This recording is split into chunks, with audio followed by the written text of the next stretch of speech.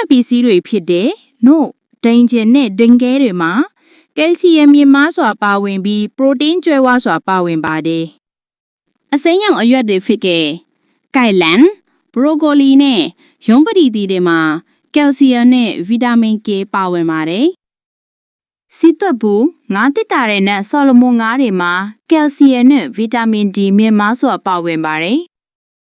ကင်ဆီယမ်ဖြည့်စွက်ထားတဲ့ဒူးဟူးနဲ့ဘက်ပဆက်အဖော်ရမကများစတဲ့ဘက်ပဆက်ထုတ်ကုန်တွေဟာလည်းအယိုးကိုကျန်းမာစေပါတယ်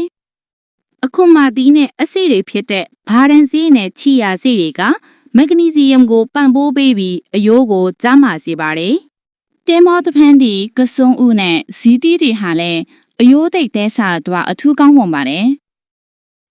အားဖြင့်အစားအစာလေးဖြစ်တဲ့ကယ်လ်ဆီယမ်ဖြည့်စွက်ထားတဲ့ကောက်နှံများ cereals လေမော်ရည်နဲ့အပင်အခြေခံနို့တွေဟာလေအယိုးအထွတ်ကောင်းမွန်ပါတယ်